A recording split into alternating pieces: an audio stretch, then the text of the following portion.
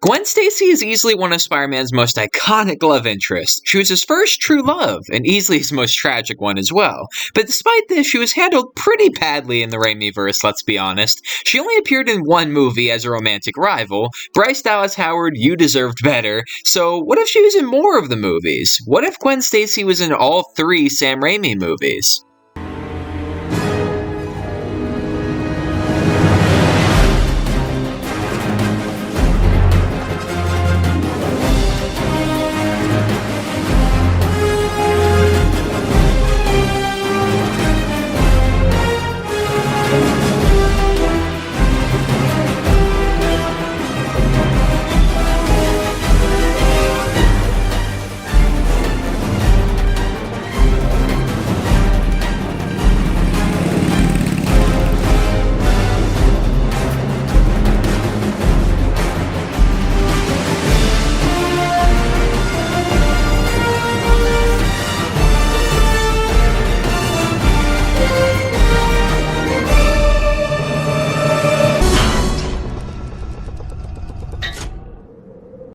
So we start off Spider-Man 1, and Gwen Stacy, who did seem to be around the same age as Peter, actually also goes to the same school as him in this version. She accompanies them on the field trip, and we actually see Gwen offering to let Peter sit next to her on the bus, because she clearly sees something in him that the other students don't. Her friends even go, "Oh no, Gwen, not Peter," but she just waves them off, and she actually lets Peter sit with her. He's obviously very, very grateful about that.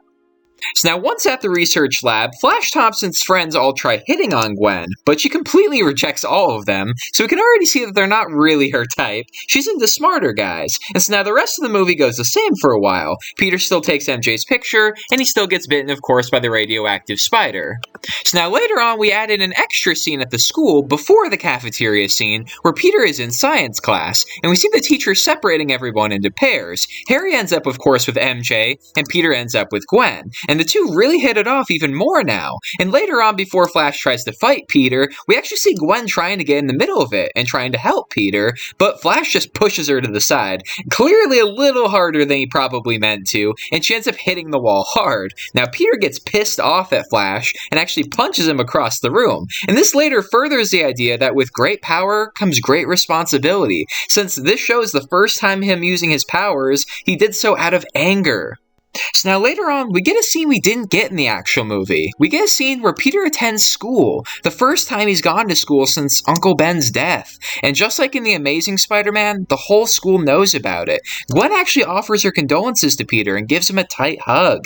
And Peter gets a whole extra emotional scene to talk about Uncle Ben's death and what he meant to him. And this is where Gwen's attraction for Peter becomes something more deep and personal. When he says it's his fault that Uncle Ben died, she holds his hand. And later on, we see these two are now in a full-blown relationship with each other. So now we don't, of course, get the romantic scenes between Peter and MJ, and instead MJ just keeps on dating Harry, though she does retain a crush on Spider-Man, because I just think that she would, honestly.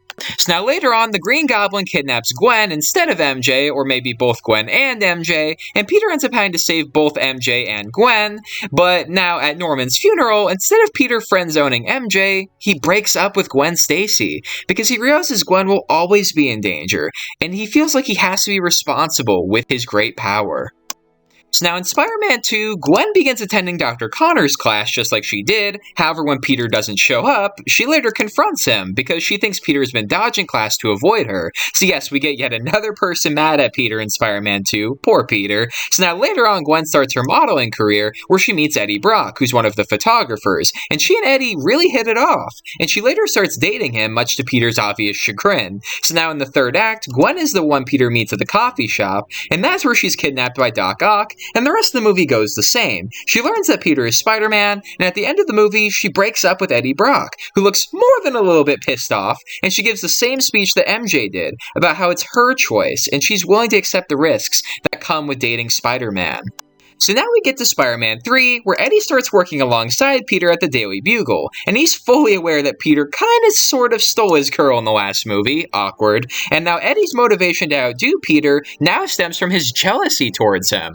Now Aunt May of course still gives Peter her wedding ring, and this time at the French restaurant, unlike with MJ in the actual movie, when he proposes, she accepts. And think about it, I mean, they've been together longer than he and MJ were in the actual timeline, so I think it makes a lot of sense for them to actually get hitched in this version. So now Peter still saves Gwen from the falling building, but we see before that she's being fired from her modeling career because they say, and I quote, that they just don't think she's as good looking without Eddie taking the pictures. Ouch. So now when she kisses Spider-Man at the ceremony, they want to hire her back for the publicity, and we see that she kind of resents the fact that they only want her back because of who she kissed, because yeah, who wouldn't be? So now later on when Peter wants to hunt down Flint Marko, Gwen offers to be by his side, and he rejects her, just like he did to Mary Jane.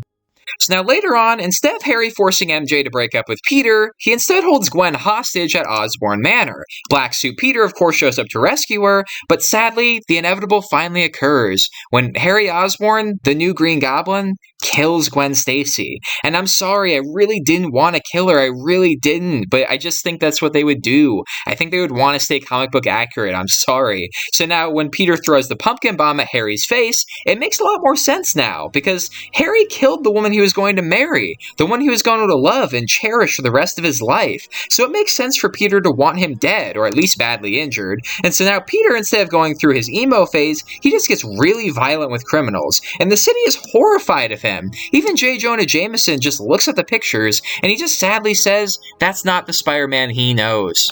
And so now we see later on, Peter is fighting a gang who've just robbed his store. And the fight gets a little bit messy because Peter is fighting pretty erratically lately, and he ends up kicking a knife into one of the gang member's legs. When the gang member takes his mask off, we see it's just a scared kid.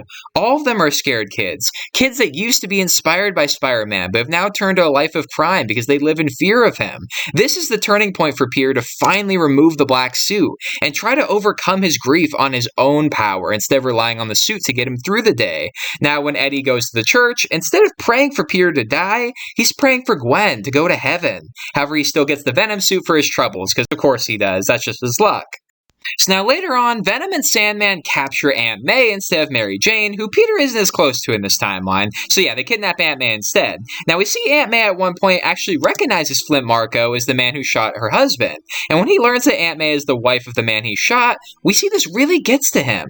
And so now Peter does not seek help from Harry, because why the hell would he want his help at this point? So Peter goes it alone, and he nearly gets killed before Harry shows up unprompted. You see, when he was recovering, he had a dream conversation with his father. Basically, the anti-conversation of what we got between Peter and Uncle Ben in Spider-Man 2. It's through this conversation that Harry realizes what a horrible, horrible father Norman was to him. And when he wakes up, that's when Bernard tells him the truth about the glider and how Norman killed himself.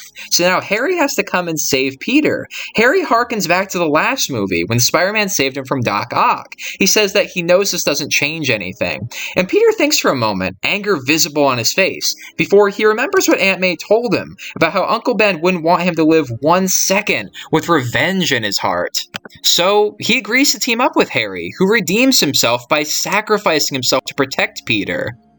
Now at the end of the movie, Aunt May finally learns for sure that Peter is Spider-Man, and they both hear Flint's story about what really happened that night with Uncle Ben, and they both, with tears in their eyes, forgive him. Then as Harry lies dying, he says that Peter should be happy to see him dying.